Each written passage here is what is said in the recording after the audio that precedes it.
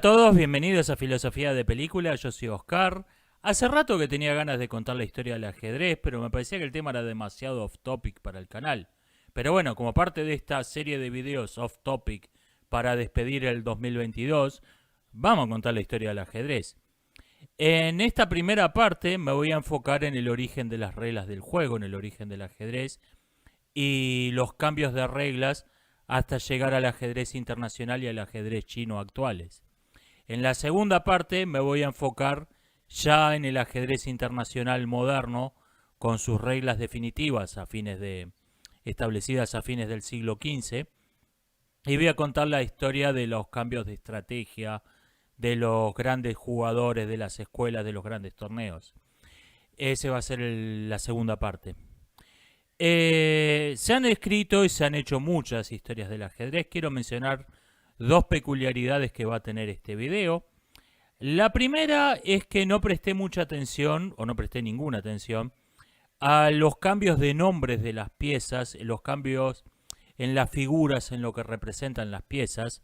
Las voy a llamar a todas por el nombre que tienen en el ajedrez internacional actual, salvo cuando esto se presta a confusión. Ahí voy a usar el nombre propio que tenía en cada juego previo o lateral, porque me parece que esos cambios son superficiales y realmente no afectan a la historia del juego, son anecdóticos.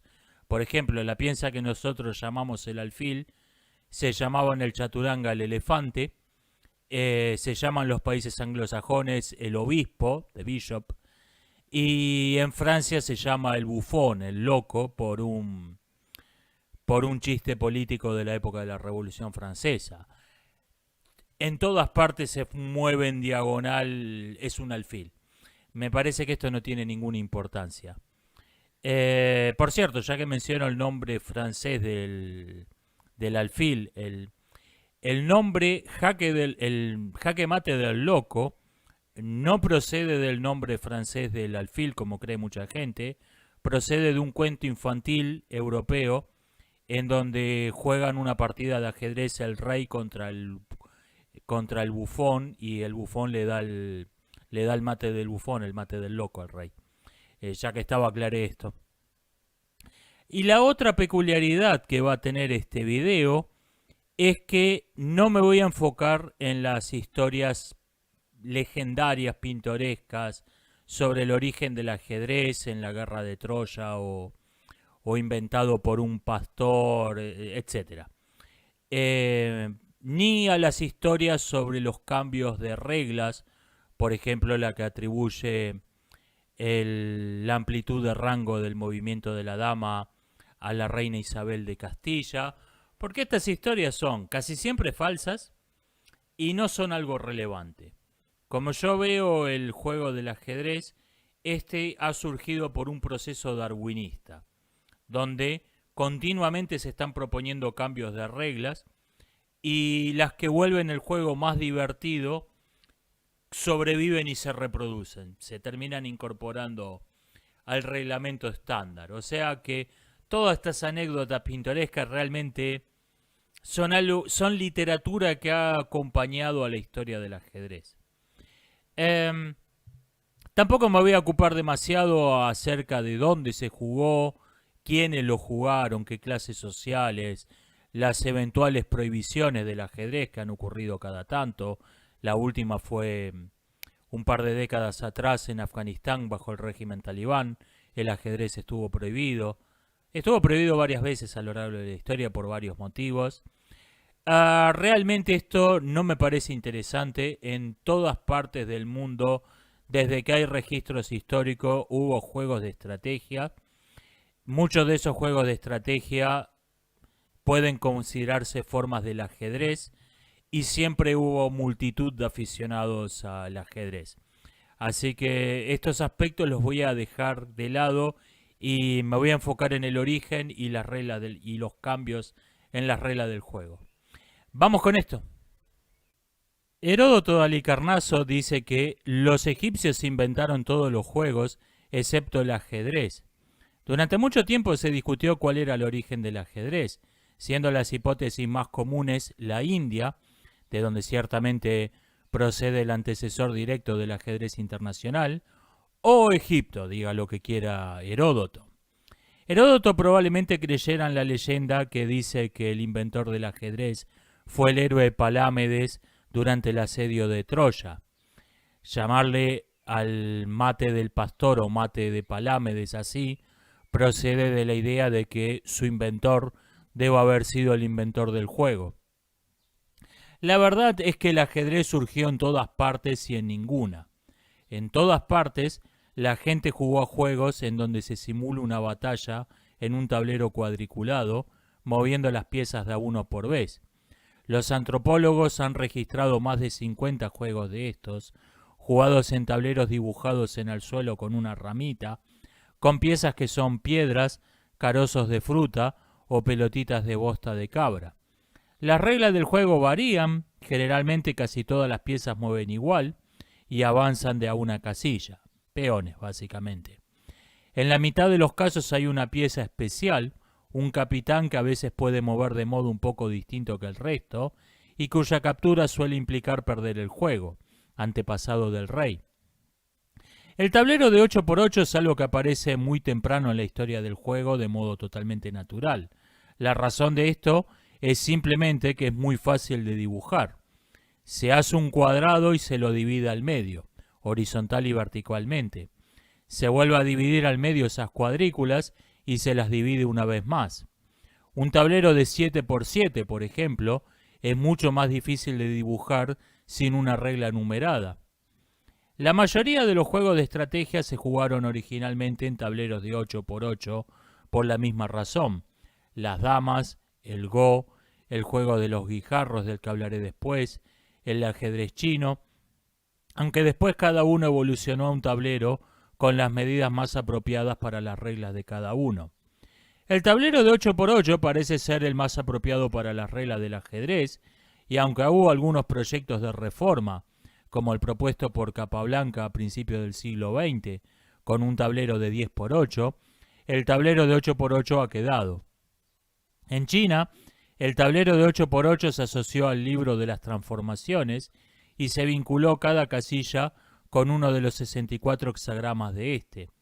Pero este simbolismo no impidió que el ajedrez chino eventualmente evolucionara a un juego de 9x9 con el tiempo. Definamos qué es el ajedrez. Una definición muy amplia lo vuelve sinónimo de juego de estrategia. Una definición muy restringida dice que el ajedrez es el ajedrez internacional que se juega con las reglas actuales. Esta definición la usamos de modo tácito, por ejemplo, cuando distinguimos el ajedrez del xiangqi o ajedrez chino. Ninguna de estas definiciones extremas nos sirve para contar la historia del ajedrez. Necesitamos un punto intermedio. Entiendo como ajedrez, 1. Es un juego de estrategia que no incluye el azar. 2. Todas las piezas se encuentran sobre el tablero desde el inicio de la partida. 3. Todas las piezas se mueven. 4. Hay distintas clases de piezas. 5. Hay una pieza cuya captura implica la pérdida de la partida. Por razones históricas voy a mencionar en este video a dos juegos que no cumplen con esa definición: el juego de los guijarros y el xiangbo.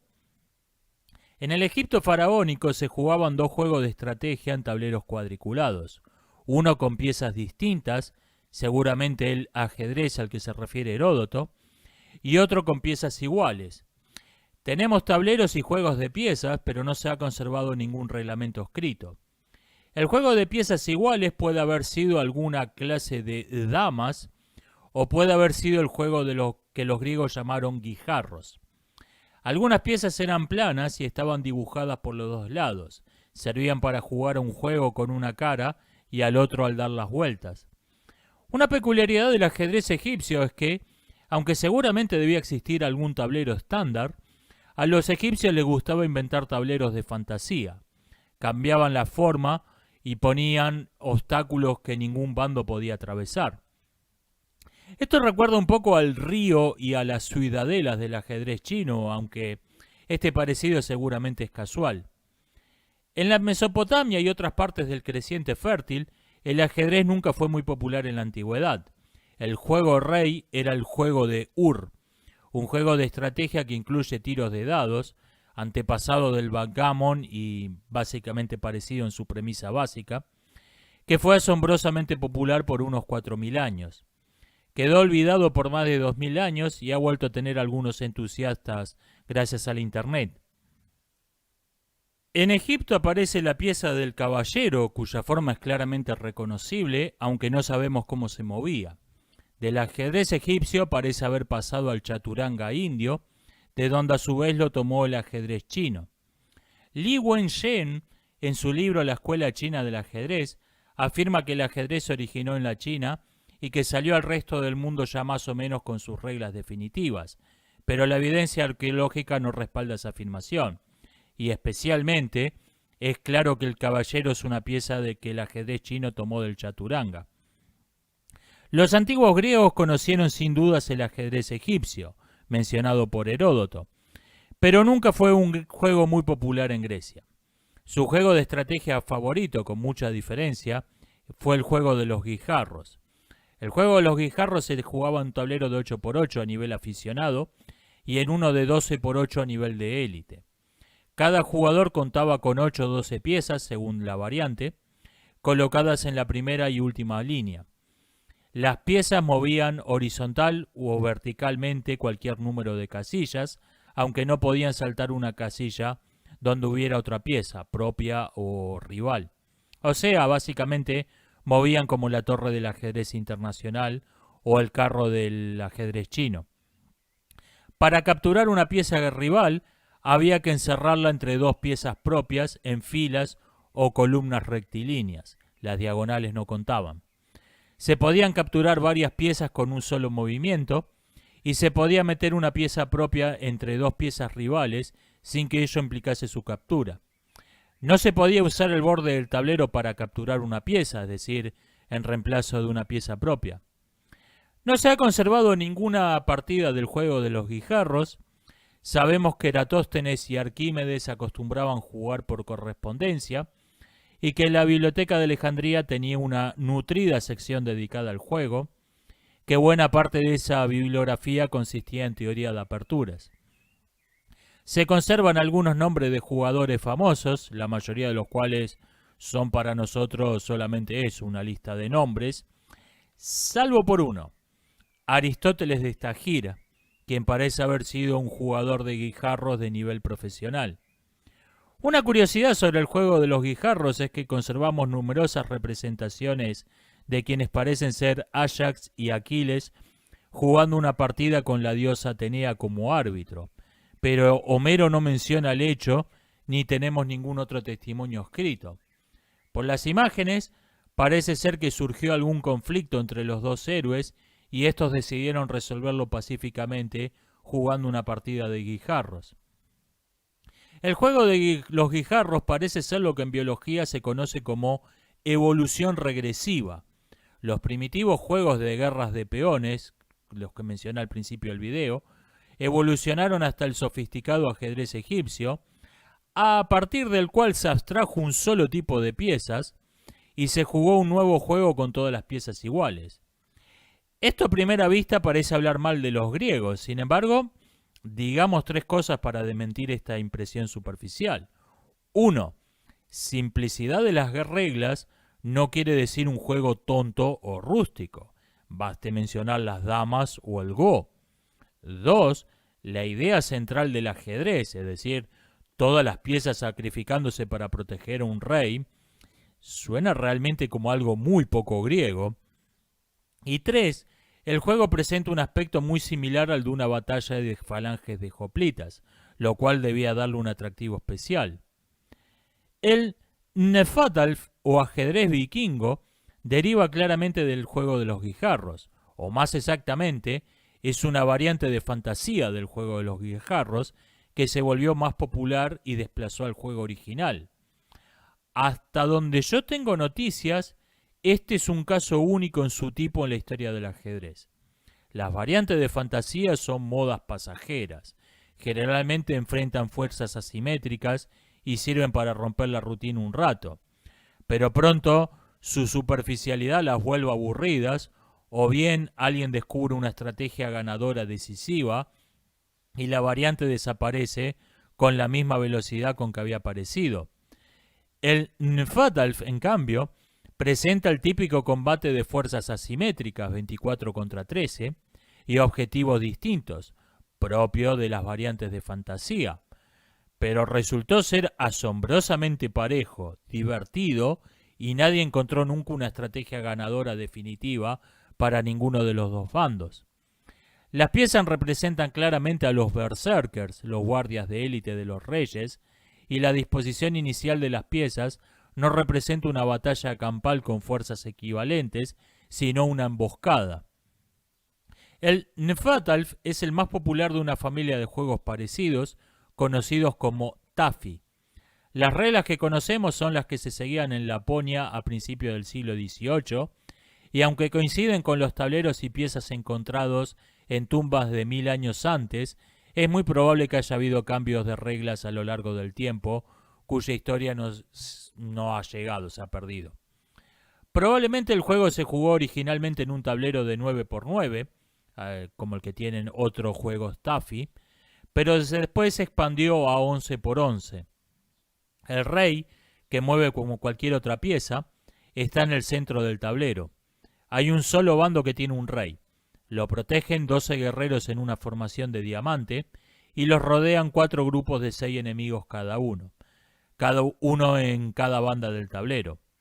Si el bando emboscado logra poner a su rey a salvo en una de las 4 esquinas del tablero, gana. Si los atacantes logran capturar al rey, ganan ellos. Las piezas mueven igual y capturan del mismo modo que en el juego de los guijarros. Esta es una foto de 2008 que muestra uno de los realmente muy escasos torneos de Nfadalf. Los juegos Tafi fueron cayendo en el olvido a medida que el ajedrez internacional se popularizaba en el norte de Europa. Xianbo, más que el nombre de un juego, fue el nombre de un montón de juegos parecidos que se jugaban en la China antigua. La atomización de las reglas coincidió con el aislamiento y la fragmentación política de la época. A medida que los reinos beligerantes se iban unificando, también lo hacían las reglas del juego. Pero algunas diferencias eran insalvables. No se trataba de que en un reino el peón podía mover 2 casillas y en otro solo una.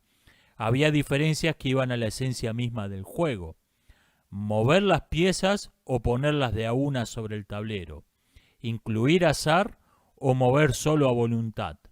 Bueno, la primera de estas discrepancias se resolvió con la separación de un juego independiente, el Go, cuyas reglas, salvo porque se jugaba originalmente en un tablero de 8x8 y las piezas se ponían en el interior de las casillas y no en las cruces, eran las actuales. La historia del Go es un poco aburrida. Desde su separación del Xianbo en la era de los reinos en beligerancia, solo hay un cambio de reglas relevantes, aumenta el número de casillas. Hacia la época de Shi Huangdi se empieza a jugar en un tablero de 9x9, todavía poniendo las piezas dentro de las casillas. Después de 11x11, poniendo ya las piezas en las cruces y no dentro de la casilla. Se jugó brevemente en un tablero de 13x13, se jugó durante casi 4 siglos en un tablero de 17x17 y en el siglo VIII se empezó a jugar en un tablero de 19x19. Desde entonces sus reglas no han cambiado hasta el día de hoy. El Xianbo parece haberse dividido en 2 juegos distintos. Uno que excluía por completo el azar y otro que era un juego de azar puro. Sin embargo, también parecen haber quedado aficionados a variantes intermedias durante siglos, porque la historia del juego no es clara para nada. De la variante del Xianbo, que excluía por completo el tiro de dados, surge el Xiangxi, antecesor indudable del Xiangqi actual. El Xiangxi se jugaba en un tablero de 8x8, poniendo las piezas en el interior de la casilla, y cada bando tenía 6 peones. En el juego incluyó en algún punto la pieza del caballero celestial, que mueve igual que el caballo del ajedrez internacional, salvo porque no salta. El Xianbo siguió existiendo al menos hasta el siglo III después de Cristo. Un verso de una canción de amor, que incluye quizás la última mención del Xianbo, dice: soy como un jugador de Xianbo, trazo mis planes y acepto mi suerte. El verso sugiere que el juego seguía incluyendo tiros de dados, porque si lo traducimos como soy como un ajedrecista, etc., el verso no tiene mucho sentido. A partir del siglo IV, la popularidad del Xiangxi eclipsa por completo a todos los otros juegos. El chaturanga aparece alrededor del siglo III en la península india y otros ex dominios persas.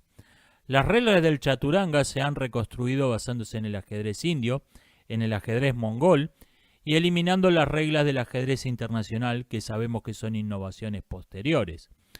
Podemos decir a ciencia cierta que el juego se jugaba en un tablero de 8×8, con la misma disposición inicial de las piezas actual, salvo porque el rey negro iba en D8 y el visir, la dama, en E8. Los movimientos de la dama y el alfil eran similares a los actuales, pero limitados a 2 o 3 casillas. El alfil se llamaba el elefante, nombre que se conserva en los nombres gambito elefante y la trampa del elefante. La torre, en cambio, era de alcance ilimitado, siendo una pieza claramente equivalente al carro del Xiangxi. No existía el enroque y no está claro qué ocurría cuando un peón llegaba al final del tablero, pero seguramente no existía la coronación. Los jugadores de chaturanga fueron sin duda los primeros que consideraron de mal gusto capturar al rey y daban por terminada la partida una jugada antes, práctica hoy común a todos los juegos de estrategia de la misma familia. También es probable que hayan adoptado la cortesía de advertir al rival que su rey sería capturado a la siguiente jugada si no hacía algo para evitarlo. No me puedo imaginar esas dos innovaciones más que ocurriendo a la vez. En el siglo V, el imperio Gupta dominó amplios territorios al norte y al sur de los Himalaya, y como en otras ocasiones, los cambios de las fronteras políticas derivaron en cambios en las reglas del juego. ¿Qué pasó exactamente ahí? Está nublado tanto por la escasez de documentos como por el exceso de nacionalismo y la falta de lógica con que proceden la mayoría de los que analizan estos documentos. Lo que podemos decir con alguna certeza es que en el imperio Gupta entraron en contacto jugadores de chaturanga y jugadores de Xiangxi. Algunos aficionados deben haber aprendido las reglas de ambos juegos y propuesto cambios, o se deben haber intentado crear algún reglamento estándar para poder jugar unos contra otros.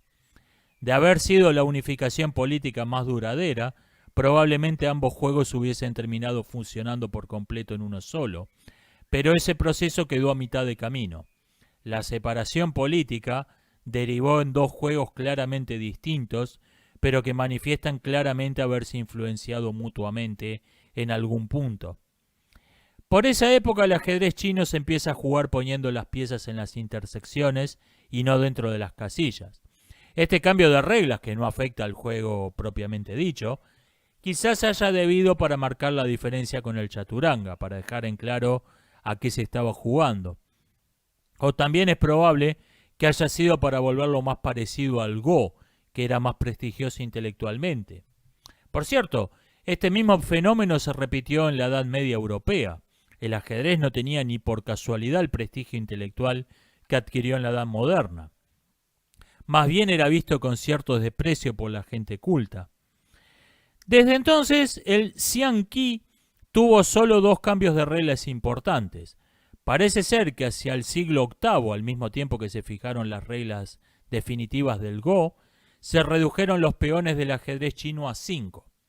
Yo he jugado ambas variantes, aunque por desgracia la variante con 6 peones tuve que jugarla entre comillas, moviendo yo solo las piezas de ambos bandos, y me dio la impresión de que este cambio favorece más a los recursos tácticos. La variante con 5 peones, digo. Mientras que las reglas antiguas con 6 peones le daban más importancia a la estrategia. Alrededor del siglo XV se incorporó la pieza del cañón, que no tiene equivalente ni siquiera aproximado en ningún otro ajedrez. Probablemente fue una pieza de una variante de fantasía que se incorporó al juego estándar. Desde entonces, Solo hubo cambios menores, como incorporar límites de tiempo y cosas por el estilo. En Occidente, obviando los cambios de nombre de las piezas y el del juego mismo, el chaturanga empezó a modificarse y convertirse en el ajedrez moderno. La disposición inicial de las piezas se vuelve totalmente simétrica. En algún punto se incorporó la regla de que el peón puede mover 2 casillas en su movida inicial. No sabemos cuándo ocurrió esto, pero sabemos que esa regla no está ni en el ajedrez indio, ni en el ajedrez persa, ni en el ajedrez mongol, por lo que seguramente tampoco estaba en el chaturanga. La coronación es una jugada de fantasía que se incorporó al juego estándar, es común al ajedrez internacional y al ajedrez indio, aunque hay una diferencia entre ambos juegos, porque en el ajedrez indio el jugador no puede elegir qué pieza corona, sino que tiene que coronar la pieza que corresponde a la columna en la que está el peón. Ignoro qué es lo que pasa si coronan la columna E, por lo que debe haber sido algo que apareció bastante pronto en la historia del ajedrez. El enroque es otra jugada de fantasía que se incorporó al reglamento estándar, sin duda es un invento italiano. Los jugadores italianos llevaban su alfil a C4 en la tercera movida para presionar el enroque rival, mientras que los jugadores españoles preferían llevarlo a B5, haciendo rayos X sobre el rey. No tengo idea cómo le llamarían a los rayos X, pero la idea era la misma. Esta costumbre perduró incluso después de que los españoles adoptaron las reglas de los italianos, y este parece ser el origen de la apertura italiana y la apertura española. No está claro cuándo fue que la dama y el alfil se convirtieron en piezas de largo alcance, análogas a la torre, pero parece haber sido en algún momento del siglo XV. El poema Ajedrez de Amor, publicado en Valencia en 1475, narra una partida de ajedrez disputada ya por completo con las reglas actuales, aunque hay algunas dudas acerca de si el salto del rey a la tercera casa que se menciona en el texto de las reglas, pero que no ocurrió en la partida, era exactamente igual al enroque actual. Los autores también proponen, en honor a los reyes católicos, que la pérdida de la reina también implique perder la partida, pero los aficionados del resto del mundo no estaban tan interesados en chuparle las medias a la reina de Castilla como ellos, y esa regla no prosperó. El Imperio Británico llevó a la homogeneidad de las reglas y especialmente a la eliminación del ajedrez indio. Bonerjé Moisbunder fue probablemente el último gran jugador de ajedrez indio.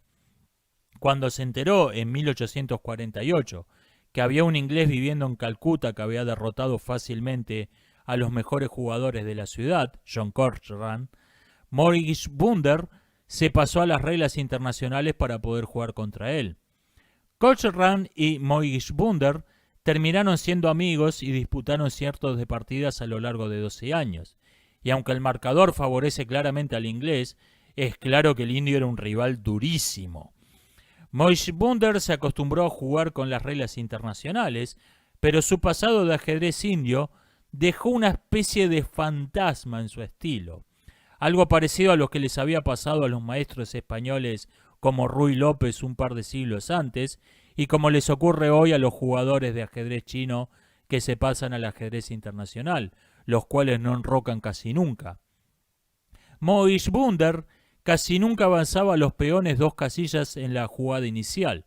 Prefería jugar fianchetos complementados con el avance del peón dama a D3 o D6, según si jugara con blancas o con negras.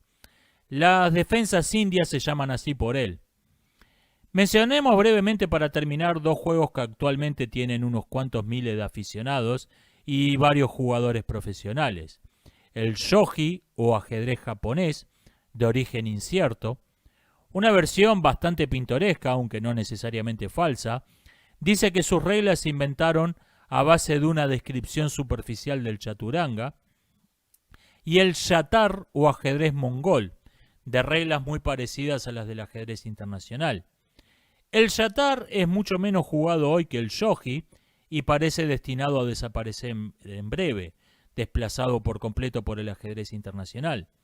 Sin embargo, para la historia del ajedrez es mucho más relevante, porque una hipótesis bien argumentada sugiere que el yatar y el chaturanga son el mismo juego.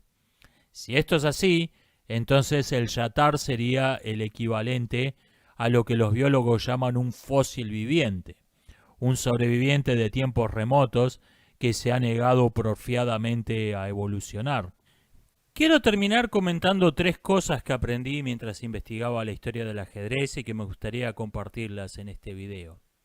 La primera es que es un completo error creer que el ajedrez internacional actual es el verdadero ajedrez que ha alcanzado su forma definitiva. No, es un ajedrez más en una larga familia que se remonta literalmente hasta la prehistoria. Es uno de 3 juegos de la misma familia que hoy tienen cada uno de ellos al menos 1 millón de aficionados y varias docenas de jugadores profesionales, y varias variantes menores que siguen existiendo junto con el ajedrez internacional. Esto es una especie de chauvinismo cultural que procede del desconocimiento de la historia de las reglas del ajedrez. Tampoco es la versión definitiva. Probablemente en el futuro, si no se pasan todos los jugadores de ajedrez chinos, se pasan a las reglas internacionales, va a haber que consensuar algún reglamento intermedio. Por ejemplo, un juego que se parezca al ajedrez internacional pero que incluya la pieza del cañón o algo así. Va a haber que buscar algún punto de consenso. O probablemente el ajedrez estándar de hoy sea totalmente desplazado por la variante random, también llamada ajedrez de Fischer o ajedrez 960, que crece en popularidad desde principios de este siglo, no ha parado en crecer en popularidad. Probablemente en el 2100 el ajedrez random sea el ajedrez y los ajedrecistas del futuro nos consideren a los aficionados del pasado monomaníacos de una posición inicial única, que quizás se llame la posición clásica. O sea, no es ni la versión definitiva, ni la única, ni el verdadero ajedrez. Esto es una cosa que aprendí. Otra cosa que aprendí, por ahí más importante, derivado del anterior, es que las culturas humanas se nos pueden aparecer como compartimientos estáticos, como cosas que existen de modo como si fueran universos paralelos.